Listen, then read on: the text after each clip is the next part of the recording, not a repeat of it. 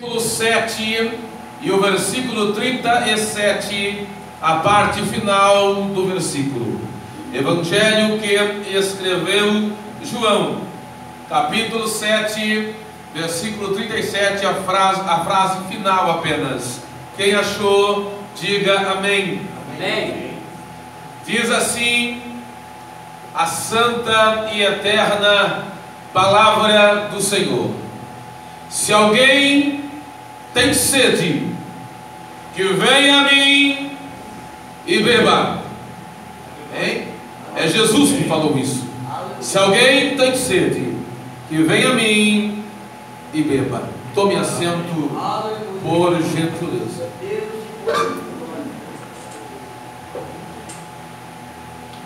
Esse texto bíblico que acabamos de ler, ele é um texto muito conhecido de todos aqueles que são leitores da Bíblia Sagrada.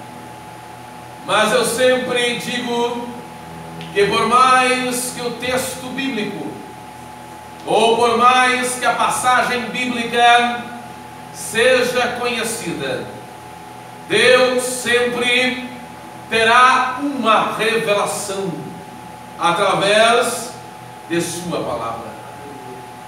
Quando eu me volto para esse texto, aleluia, Deus, registrado no Evangelho que escreveu João, eu percebo que Jesus, ele está no último ano de seu ministério.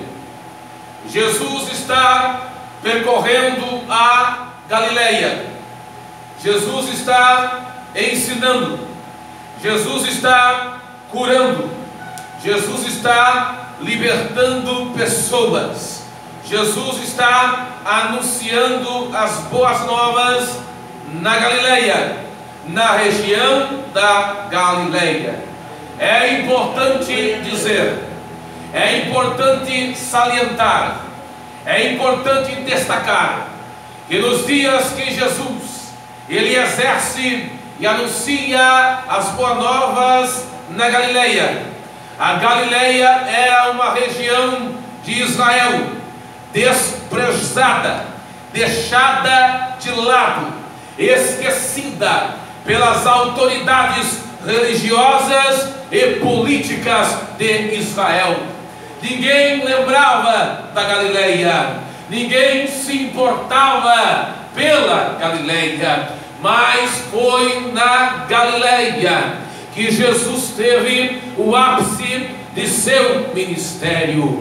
Os galileus receberam o ministério de Jesus. A Galileia aceitou o ministério de Jesus. O interessante é dizer que, porém, a Judeia e principalmente Jerusalém, a grande cidade de Jerusalém, não aceitou o ministério de Jesus. Aqueles que habitavam na Judeia, aqueles que habitavam em Jerusalém, os líderes religiosos de Jerusalém tinham até um certo preconceito com aqueles que habitavam na Galileia.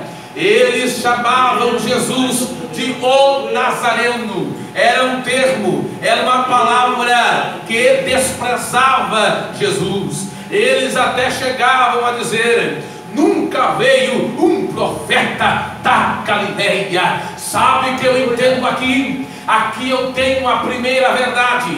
Eu posso extrair aqui a primeira verdade e aplicar para a minha vida e aplicar para a sua vida. Escute com atenção.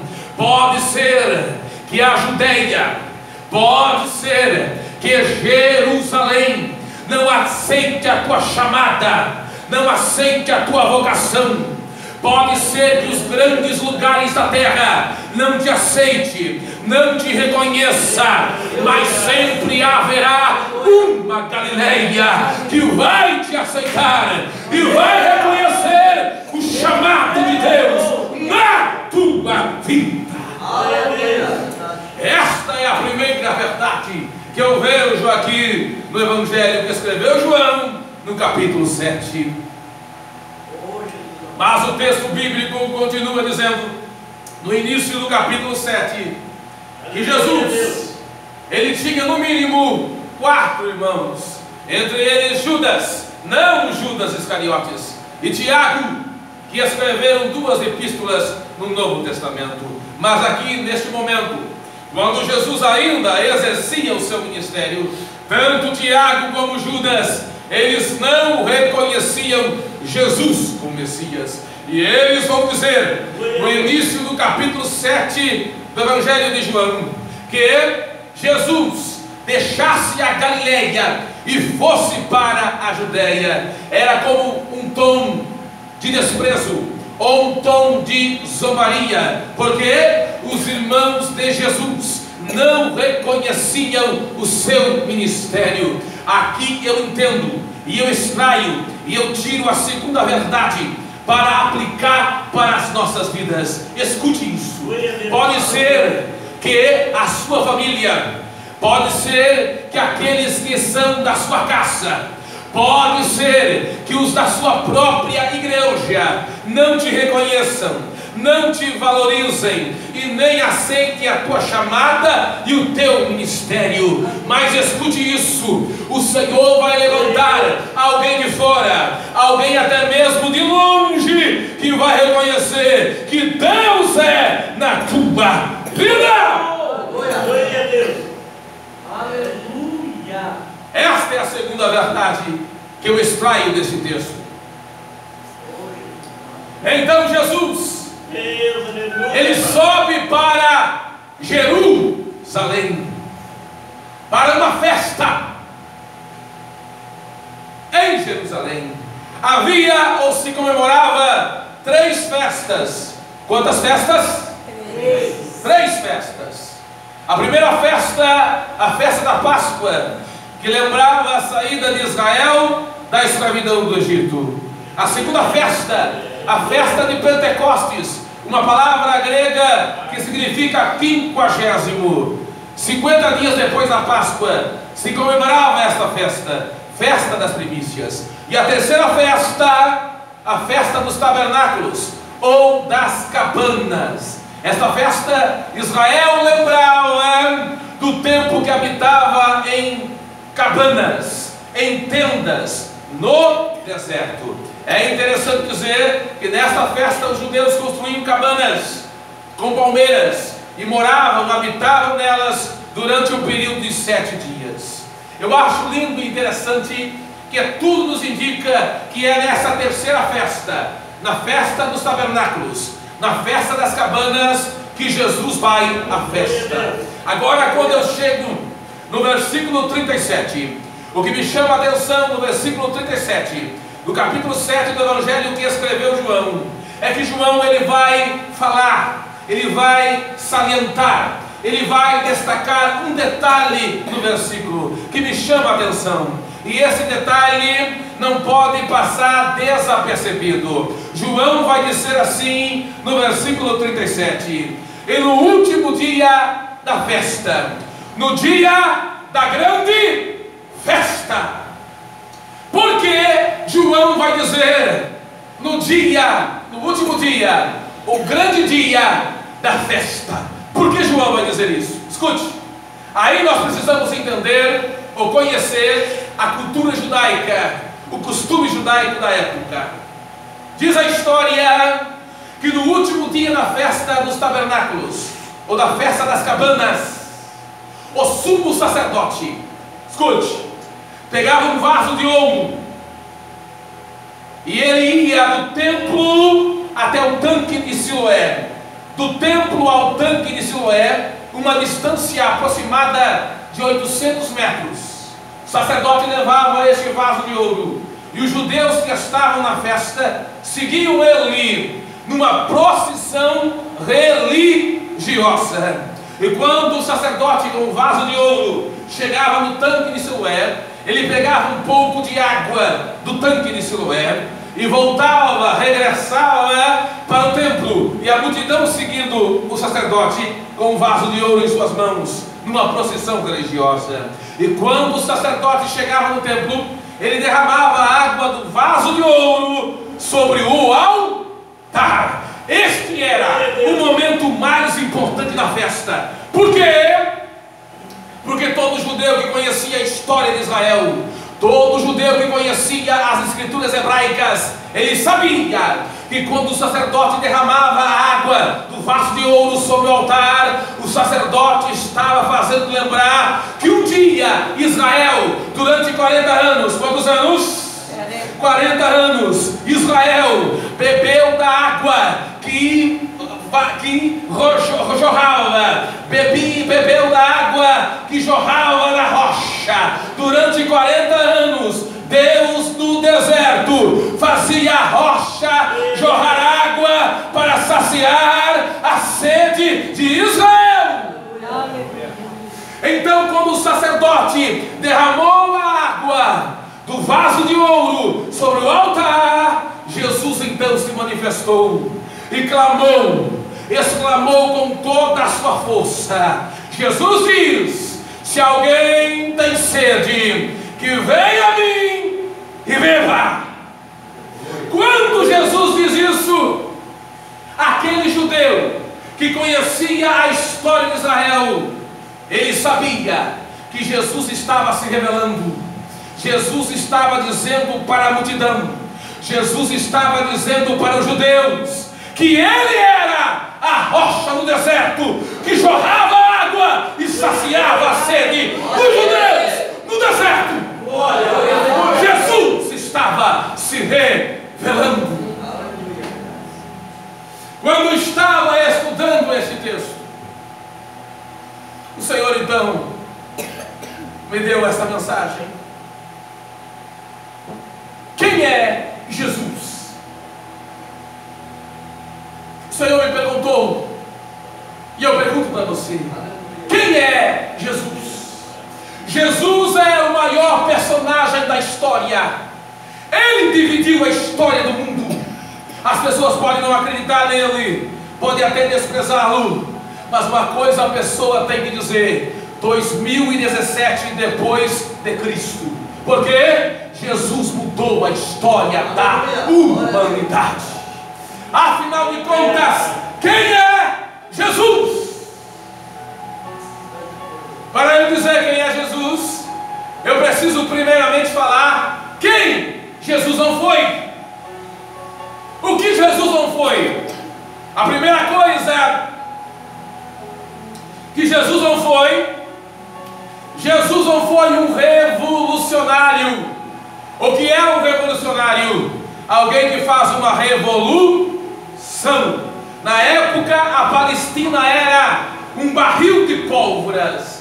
Havia muitos revolucionários. Os zelotes, por exemplo, uma facção dos judeus que era contra a dominação dos romanos, pegava espadas e matava soldados romanos. Por exemplo, Barrabás não era um criminoso comum, era um criminoso político. Havia matado um soldado romano. Então havia muitos revolucionários que pegavam espada, tentando libertar Israel do jugo e da opressão romana. Mas Jesus não era um revolucionário. Quando me volto para o Evangelho, escute isso. Na noite que foram prender Jesus no jardim do Getsemane, Pedro pegou na espada e cortou a orelha do servo do sacerdote Malco.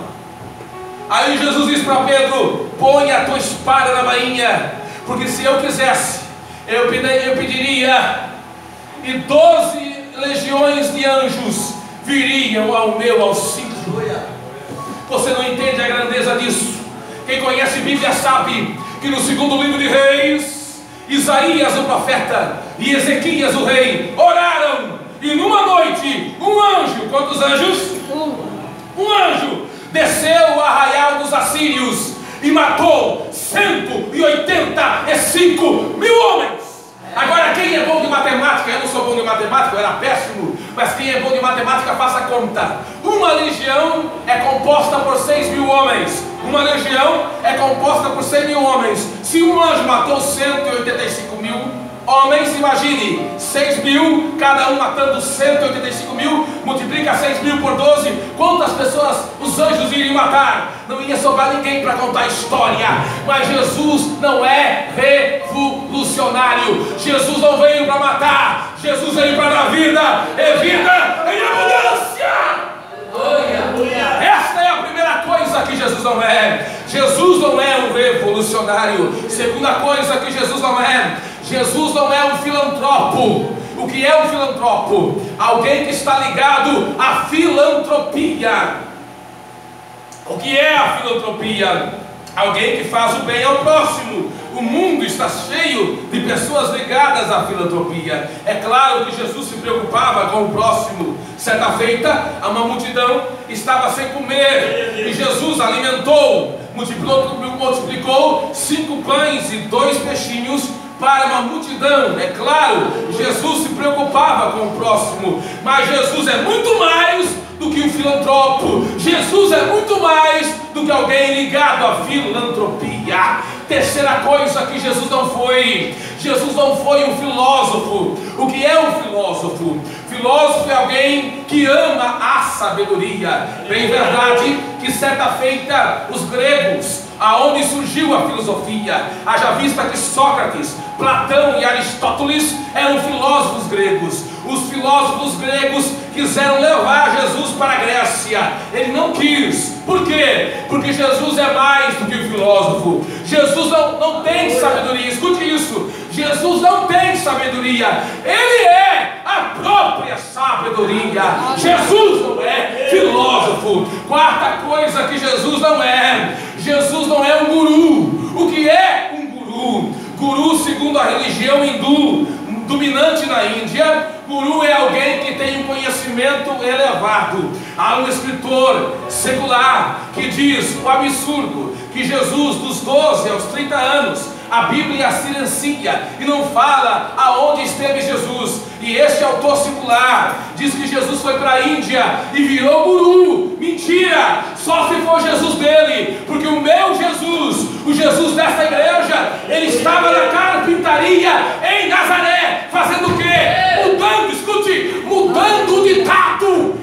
Pau que nasce torto, morre torto. Só se não passou na carpintaria do Nazareno, porque se passou lá, endireita, muda, porque Jesus não tem caso perdido para ele. Agora que eu falei o que Jesus não é, eu vou falar o que Jesus é. Primeira coisa que Jesus é, escute isso: Jesus é a verdade. O que Jesus é? Aonde está isso na Bíblia? João 8:32. E conhecereis a verdade, e a verdade vos libertará.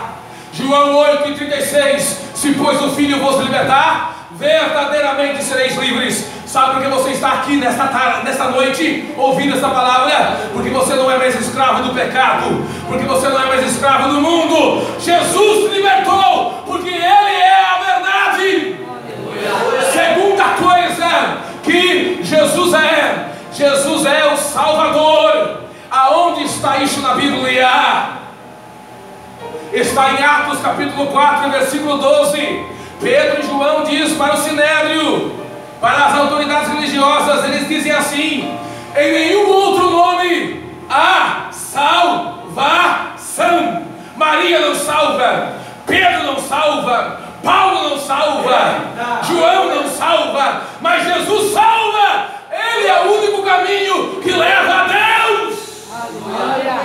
Terceira coisa que Jesus é: Jesus é o Senhor. O que Ele é? Aonde está isso na Bíblia? Paulo vai dizer em Atos 16:31 para o carcereiro de Filipos: crê no Senhor Jesus e será salvo tu e tua casa. Nós pertencemos a Jesus. Ele é o nosso Senhor. Estamos debaixo do senhorio de Cristo.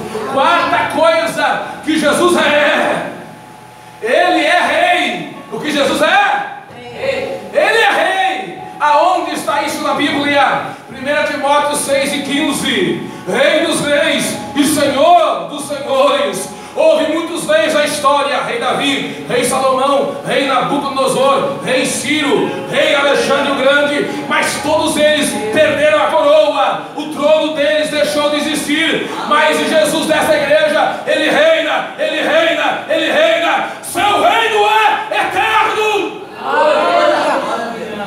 Outra coisa que Jesus ele é profeta. Aonde está isso na Bíblia? No capítulo 4, a mulher samaritana diz: tu és profeta. Houve muitos profetas. Moisés, grande profeta. O povo foi alimentado 40 anos no deserto. Não havia padaria, supermercado, mas todo dia tinha pão do céu e o povo comia. Mas Jesus é maior que Moisés. Jesus é maior que Moisés. Havia Elias e Eliseu, ressuscitaram pessoas, mas Jesus é maior que Elias e Eliseu. Jesus é profeta. Mas a outra coisa que Jesus é sacerdote. Aonde está isso na Bíblia? Hebreus 7:21 diz que ele é sacerdote eternamente. O seu sacerdócio é eterno, ou seja, ele intercede por mim e perante você, e por mim e por você, perante a Deus. Ele intercede por nós, porque é sacerdote.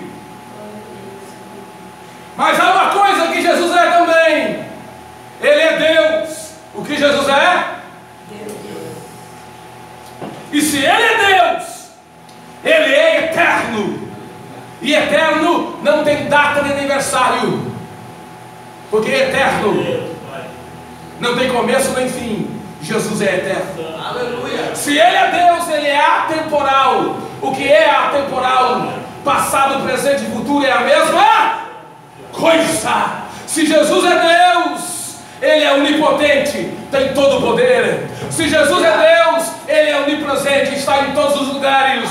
Se Jesus é Deus, Ele é onisciente, Ele sabe todas as coisas. Se Jesus é Deus, Ele é soberano, Ele manda no céu, na terra e embaixo da terra. Ele é soberano. Agora, outra coisa que Jesus é: Jesus é o dono da igreja. O que Ele é? O dono da igreja. Aonde está isso na Bíblia? Mateus 16:18. Edificarei a minha igreja. Aí está o problema. Tem muita gente que pensa que é dono da igreja. Bate no peito da minha igreja. Só Jesus pagou o preço de sangue lá na cruz. Ninguém é dono da igreja. Só Jesus é. Só Ele é dono da igreja. Aí eu me lembro no Nordeste, escute isso. Num culto como esse, uma irmã se levantou em profecia. Se levantou em quê? Profecia. Aí o pastor da igreja pegou o microfone e disse: cala a boca. Aqui na minha igreja eu não aceito profecia. Na minha igreja eu não aceito profecia. Aí a irmã profetizando, Deus usando ela, Deus falou pela boca da serva: quem tu pensas que é para calar a boca daquele que manda no céu, na terra e debaixo da terra? Para provar que sou eu que falo através desse vaso, tu ficarás mudo e nunca mais falará. Na mesma hora ele ficou mudo e nunca mais falou. Por quê? Jesus é dono da igreja e ninguém toca na igreja, porque Jesus é dono dela.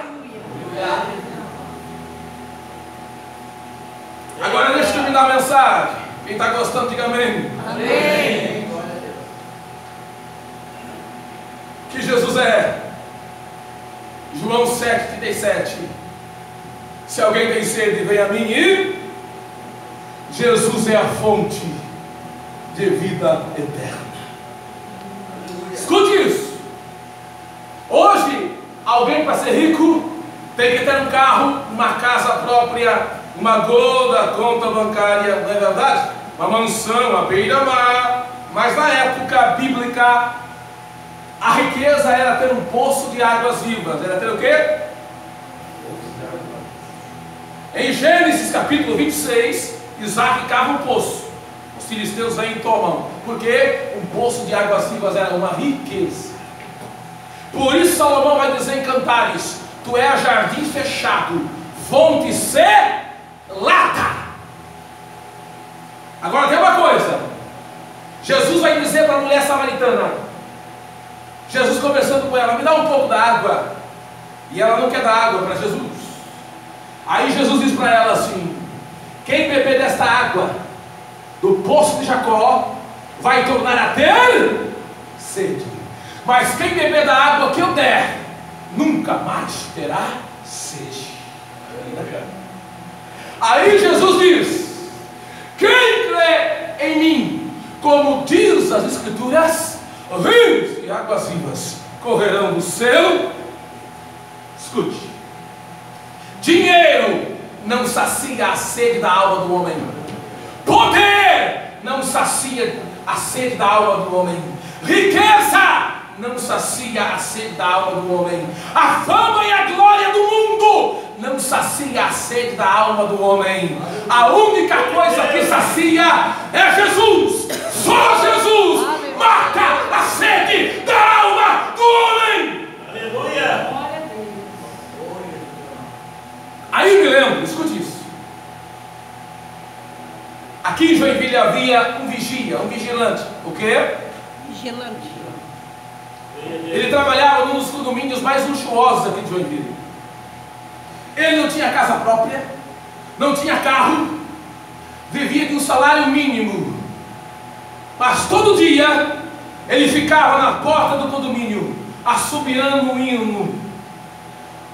Aí uma madame, uma mulher muito rica, uma das mulheres mais ricas dessa cidade, mãe de um empresário de uma das grandes empresas aqui dessa cidade, todo dia ela passava e ela escutava o porteiro, o vigilante cantar, assobiar.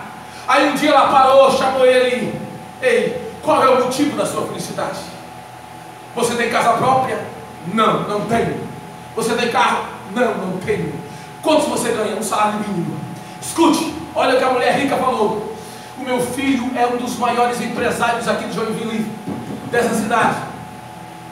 Ele tem vários carros na garagem, ele tem conta no Brasil e no exterior, ele tem várias casas, mas ele não consegue dormir à noite, só dorme à base de remédio. O que você tem que o meu filho não tem? Eu pago para você. Ela abriu a carteira, começou a tirar notas. Eu quero o que você tem. O porteiro se segurou para não falar língua estranha, olhou para ela e disse: sabe o que eu tenho? Eu tenho Jesus na minha vida. Ele é a fonte de vida eterna que saciou a sede da minha alma. O seu filho e você precisa ter Jesus. Aquela mulher começou a chorar e disse: o que eu faço? Aí um monte de gente passando, condomínio luxuoso, só gente chique, só gente chique. Aí o porteiro se encheu de autoridade: dobra o joelho aí, que eu vou orar. Quando a mulher dobrou o joelho, o filho apareceu: mamãe, não faz isso. Aí o porteiro está matando o cheiro de Deus: eu também quero orar para você, vem aqui, dobra o joelho. Mas eu sou fã, então não quero saber não. Dobra o joelho, que Jesus vai matar a sede tua e da tua mãe. O homem dobrou o joelho, e quando o porteiro estava orando por eles, Deus desceu com a sua mão, creia você ou não, e batizou os dois com o Espírito Santo, e a glória de Deus invadiu aquele lugar. Porque só Jesus, ok? Só Jesus sacia a sede da alma do homem. Aleluia! Meu Deus!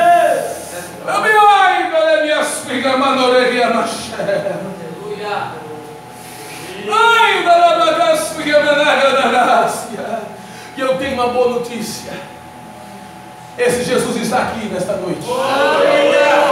Esse Jesus está aqui nesta noite. Quem sente a presença dele?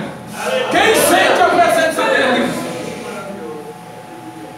Alguns homens na história procuraram Emerson, a fonte de vida eterna, a fonte da juventude, a fonte da juventude. Nunca acharam. Mas eu e você achamos o melhor. Escute, eu e você achamos o melhor, não a fonte da juventude. Nós achamos a fonte da vida eterna. Nós achamos Jesus. Deixa eu ver quem achou. Deixa eu ver quem achou. Glória a Deus. Aleluia a Deus. Há pessoas por aí passando sede. Passando o quê? Sede espiritual. E quem já foi no deserto ou já ouviu falar do deserto, no deserto tem miragem. Tem o quê? miragem. A pessoa está morta de sede, de repente aparece assim um oásis, já viu? Aí quando a pessoa corre, chega lá, é uma miragem. Tem pessoa correndo atrás de miragem, morrendo de sede por aí. Mas nesta noite não tem miragem aqui não. Aqui tem Jesus. Aqui tem a fonte de vida eterna. Só Jesus mata a sede da alma do homem. Aleluia. A pergunta é: você quer trocar esta fonte de vida eterna por uma água suja que está lá fora? Não. Não troque Jesus por nada. Ele é a melhor coisa que você tem. Você pode não ter muitas coisas, mas se você tiver Jesus, você tem tudo. Aleluia. Aleluia, Deus. Deixa eu ver quem tem Jesus aqui. Aleluia. Se coloque de pé em nome do Senhor Jesus. O que é Jesus? Ele é rei, Deus, profeta, sacerdote. Ele é a fonte de vida eterna. Ele é a verdade. A questão é: você tem Jesus? Todos aqui têm Jesus. Aleluia. E outra coisa, você tem falado de Jesus? Ou você tem sido o agente secreto, James Bond de Jesus, 007 de Jesus? Sabe que tem, né? 5 anos na empresa, ninguém sabe que ele é evangélico. Aí uma história de 2 irmãos, não, um irmão e um ímpio, trabalhavam na mesma empresa. Ele nunca falou de Jesus para o ímpio. Falava de futebol, de cinema, de política, mas nunca falou de Jesus. Daí o ímpio foi no culto, um crente convidou, foi no culto, aceitou Jesus. Aí na segunda-feira o convertido, o novo convertido que era ímpio, chegou para o crente e disse: meu amigo, a melhor coisa na minha vida aconteceu. O que? Eu aceitei Jesus. E como você é meu amigo, eu quero te convidar para hoje à noite, tem um culto lá, hoje à noite você ir comigo e aceitar Jesus também. Aí o amigo crente falou, deu um sorriso amarelo e disse: eu sou crente já. Aí o amigo novo convertido, que era ímpio, ficou zangado. Faz 5 anos que eu te conheço e você nunca falou de Jesus para mim. Por que você nunca falou? É a melhor coisa que existe. Há pessoas morrendo lá fora e você bebeu da água. Anuncie